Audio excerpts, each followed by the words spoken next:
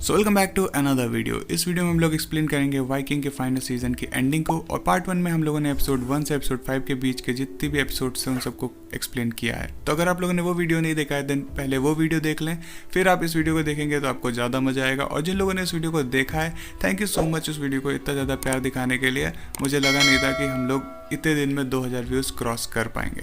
सो चलो हम लोग स्टोरी को आगे बढ़ाते हैं। तो हम लोगों ने पिछली वीडियो में देखा था कि आइवर जो है वित्सक के साथ कैटेगेट के लिए निकल चुका है, और जब वो कैटेगेट पहुंचता है तो राजा हेरल्ड एक नाव देखता है और उसे पता चल जाता है कि ये तो वहीं से आ रही है जहाँ से वो भाग कर आया था।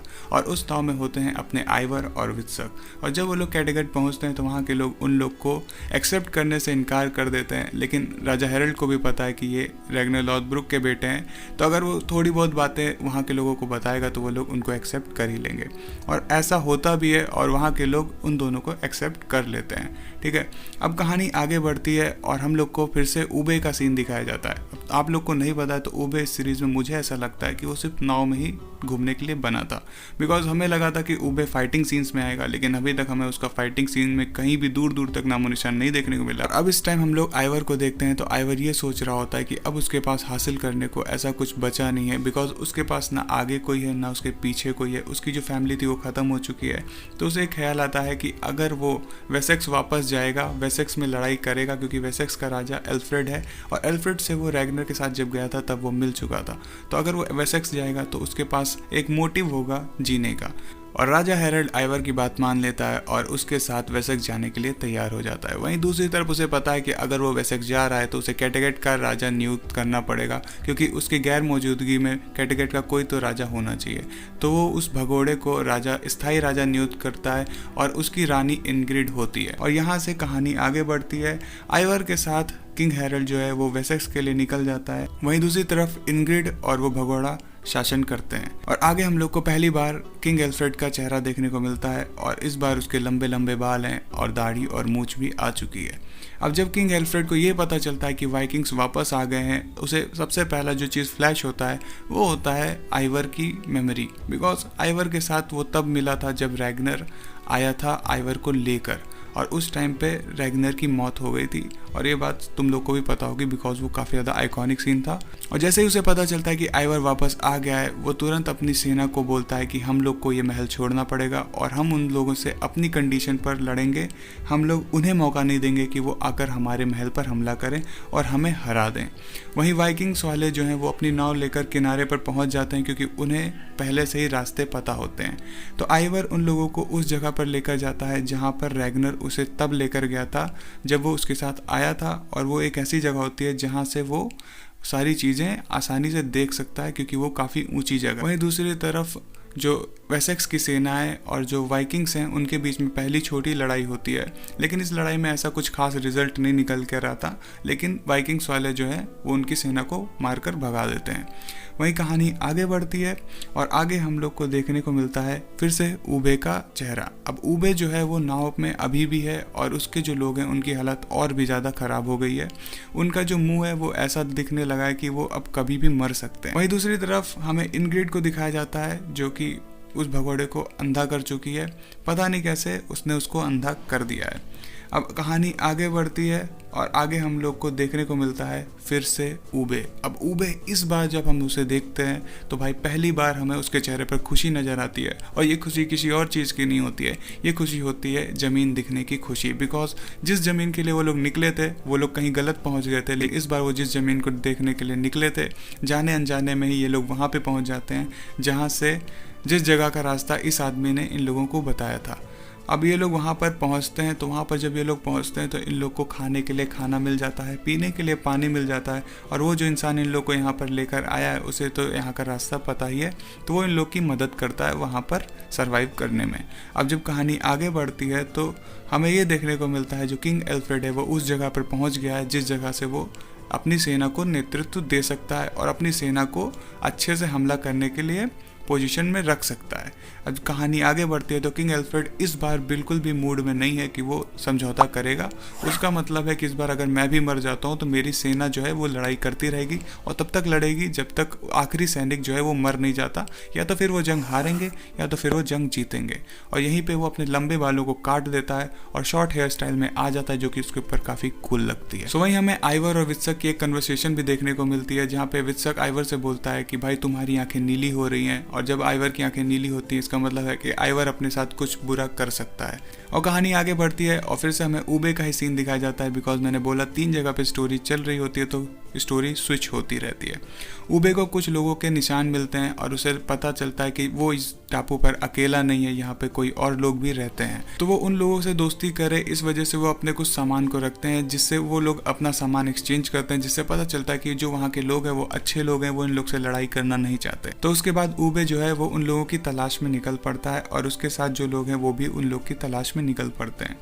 तो एपिसोड के एंड में हम लोग को देखने को मिलता है कि ऊबे जो है वो वहाँ पर पहुँच गया है और वहाँ के लोगों ने उसको घेर लिया है। और अगर बात करते हैं कैटेगेट की, तो कैटेगेट में वो जो भगौड़ा था वो पूरी तरीके से अंधा हो चुका है और उसे पता है कि उसकी इस हालत का जिम्मेदार इनग्रिड है। तो वो एक जो गुलाम होता है उससे मिलकर ये प्लान बनाता है कि वो उसे मार देगा और वो उस गुलाम को आज़ाद कर देगा। लेकिन जिस गुलाम को ये काम करना होता है, वो जिसके साथ इस काम को अंजाम देना चाहता है, वो लड़की पहले से ही इनग्रिड के साथ मिली होती है और इनग्रिड को पहले से ही पता होता है कि उसको ये गुलाम मारने आ रहा है। तो उसके बाद फिर वो उसको फांसी पर चढ़वा देती है और यहीं पे उसकी कहानी खत्म हो जाती है। मैं इनग्रिड वाले पोर्शन को ज़्यादा अच्छे से नहीं बताना चाह रहा हूँ, बिकॉज इसमें कुछ ऐसा खास नहीं है। मुझे लगता है कि ये फोर्सफुल स्टोरी है जिसको वाइकिंग्स को लेकर ही चलना पड़ा, बिकॉज वो बीच में इसको छोड़ना नहीं चाहते थे। तो ये बात करता हूँ मैं ऊबे की, तो ऊबे उस जगह पे पहुंचता है जहाँ पे वो कबीले वाले लोग रहते हैं और वो लोग को पता चलता है कि ये लोग बुरे आदमी नहीं है। फिर ये लोग मिलकर एक दूसरे को अपनी अपनी जगह पर बुलाते हैं और खाना खिलाते हैं, जिससे कि इन लोग के बीच में जो दोस्ती है वो बन जाती है। लेकिन सब कुछ अच्छा हो ऐसा वाइकिंग्स में कैसे हो सकता है, ये चीज़ मैं आगे बताऊंगा। सो वाइकिंग के फाइनल सीजन की आखिरी लड़ाई स्टार्ट होने वाली होती है, जब किंग एल्फ्रेड अपनी सेना के साथ आगे बढ़ रहा होता है। और जब वो आगे बढ़ रहा होता है तो आइवर ने एक प्लान बिछाया होता है। उसे पता है कि जो ईसाई वाले लोग हैं वो अपने लोगों को अकेला नहीं छोड़ते, तो ये प्लान बनाता है कि जब इनकी सेना आगे आएगी तो उनके पैर जो है वो किसी चीज़ से दबा दिए जाएंगे, जिससे कि वो लोग अपनी सेना को बचाने आएंगे। उसके बाद फिर वो हमला कर देंगे, जिससे कि वो उनकी सेना को काफ़ी ज़्यादा डैमेज कर देंगे। और ऐसा होता भी है, लेकिन सब कुछ ऐसा नहीं हो पाता है, बिकॉज वो उसकी रानी को किडनैप करना चाहता है, लेकिन वो बीच में भाग के निकल जाती है। और वहीं हमें दूसरी चीज़ ये देखने को मिलती है, जो किंग एल्फ्रेड है उसके एक सैनिक तलवार इधर से उधर मार देता है। लाइक लिटरली तलवार एक साइड से दूसरी साइड निकल जाती है, लेकिन फिर भी किंग एल्फ्रेड जो है वो जिंदा होता है। और ये सीन देखकर मेरे को काफ़ी ज़्यादा लाइक ताजुब हुआ, बिकॉज वो तलवार थी, कोई चाकू नहीं था। लेकिन फिर भी कहानी आगे बढ़ती है और उसे अपने देवता दिखते हैं, ईसा मसीह दिखते हैं, और उसे लगता है कि उसके ईश्वर उसके साथ हैं इस जंग में और ये जंग वही जीतेगा। और पता नहीं उसके अंदर कौन सा ऐसा ऊर्जा उत्पन्न हो जाती है और वो आगे बढ़ जाता है। कहानी आगे बढ़ती है, लड़ाई खत्म हो जाती है, लड़ाई लोग अपने अपने पीछे चले जाते हैं। लेकिन पता नहीं हमारे किंग हैरल्ड को क्या हो गया है, वो इधर से उधर नाच रहा होता है, क्योंकि धुआं काफ़ी रहता है, फॉग काफ़ी रहता है उस जगह पे, इसीलिए वो रास्ता भटक जाता है। और जो उसका सेनापति होता है किंग एल्फ्रेड का, वो उसे देख लेता है और उसकी तलवार इधर से उधर कर देता है और किंग हैरल्ड जो है वो मरने लगता है। लेकिन तुम्हें पता है ये वाइकिंग्स हैं, ये मरते मरते भी लोगों को मार जाते हैं, तो वो आखिर कैसे मर सकता है? वो चाकू लेता है और उस सेनापति के गले पे मारता है और वो वहीं पे खत्म हो जाता है। और मरते मरते किंग हैरल्ड को अपना भाई दिखता है और वो लोग वही गाना गुनगुनाते गुनगुनाते खत्म हो जाता है। और यहाँ पे किंग हैरल्ड की कहानी खत्म हो जाती है। और किंग हैरल्ड के मरने के बाद अब सिर्फ 3 मेजर कैरेक्टर बचे होते हैं, जिनको हम लोग अभी इस सीरीज में फॉलो कर रहे हैं। पहला है ऊबे, दूसरा है वित्सक और तीसरा है अपना आइवर। तो कहानी आगे बढ़ती है और ऊबे जो वहाँ के आदिवासी हैं उनके साथ नाव पर कहीं जाता है, और ये जगह कोई और जगह नहीं होती है। यहाँ पे हमें देखने को मिलते हैं वाइकिंग के सबसे पुराने मेंबर, वाइकिंग सीजन 1 से लेकर सीजन लास्ट तक। आखिरकार एक आदमी तो हमें दिखता है जिसका नाम है फ्लोकी। फ्लोकी हमें देखने को मिलता है, लेकिन इस बार फ्लोकी वो फ्लोकी नहीं रहा जिसको हम लोग जानते थे या जिसको हम लोगों ने अभी तक देखा था। कहानी आगे बढ़ती है, फ्लोकी ऊबे को देखकर पहचान जाता है कि हाँ ये वही ऊबे है, रेग्नर लॉथब्रुक का बेटा। और कहानी आगे बढ़ती है। सो आइवर जो है वो शांति प्रस्ताव लेकर राजा एल्फ्रेड के पास जाता है और राजा एल्फ्रेड इस बार मना कर देता है उस शांति प्रस्ताव को मानने से। और इस बार जो राजा एल्फ्रेड है वो बिल्कुल भी हार मानने को तैयार नहीं है। उसे पता है कि इस बार चाहे कुछ भी हो जाए कोई एक ही जीतेगा, अब वो चाहे वाइकिंग्स हो या तो फिर वेसेक्स वाले।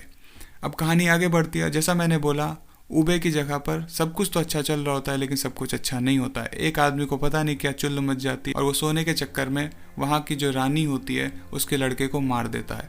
अब इसकी सज़ा उबे उसे देता है या नहीं देता है वो मैं आगे बताऊंगा, लेकिन इसकी सज़ा उसे मिलेगी और ज़रूर मिलेगी, क्योंकि वहाँ के लोग शांति से रहना चाहते हैं और वहाँ पे इस तरीके के जो जुर्म हैं उनकी माफ़ी नहीं मिलती है। कहानी आगे बढ़ती है, हमें शो में आगे जो लड़ाई है उसको कंटिन्यू करते हुए दिखाया जाता है और हमें इस बार पता है कि आइवर के साथ कुछ तो बहुत ही बुरा होने वाला है। और जिस चीज़ की मैं बात कर रहा हूँ, जिन लोगों ने वाइकिंग्स देखी उन्हें पता होगा। आइवर आगे बढ़ता है अपनी सेना के साथ और इस बार उसकी एक हड्डी और टूट जाती है। उसकी आंखें एकदम नीली हो चुकी हैं और वो लड़ाई के लिए फिर भी मैदान में खड़ा हुआ है। वो लड़ाई के लिए आगे बढ़ता है, वो वित्सक की ओर देखता है और वित्सक भी लड़ाई में हार रहा होता है और वो भी किसी तरीके से लड़ाई कर रहा होता है। वित्सक को पता है कि आज आइवर जो है वो जिंदा तो नहीं बचेगा।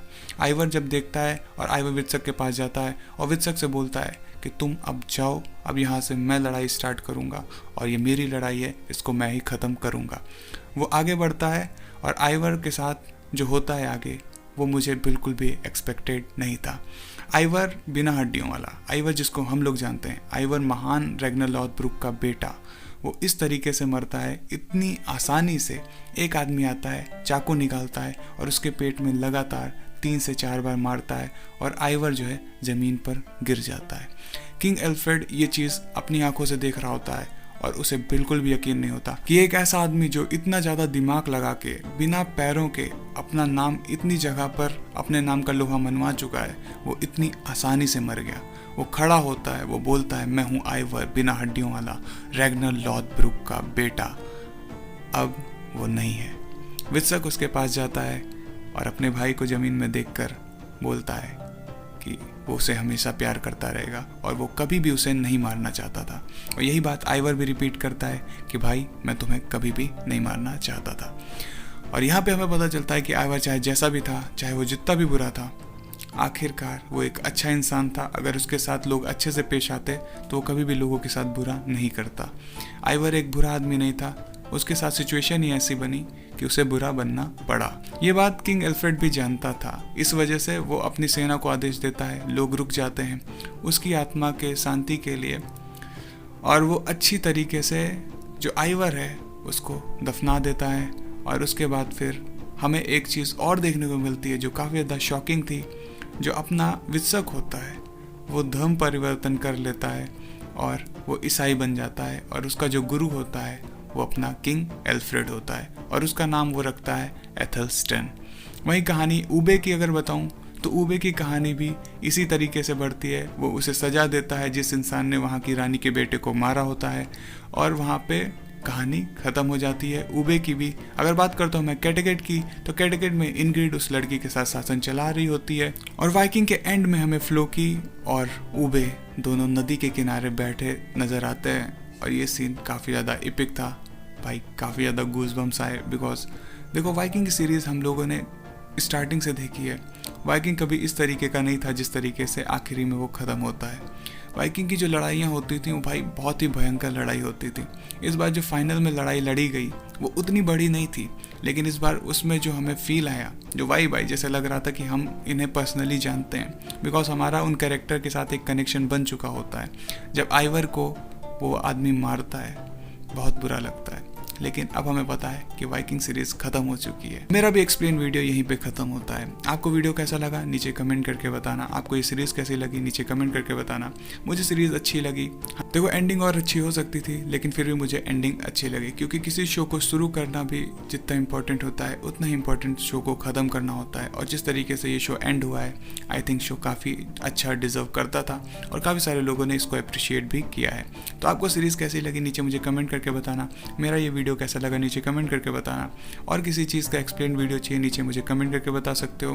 मैं मिलता हूँ आपसे नेक्स्ट वीडियो में, तब तक के लिए till then take care, bye bye.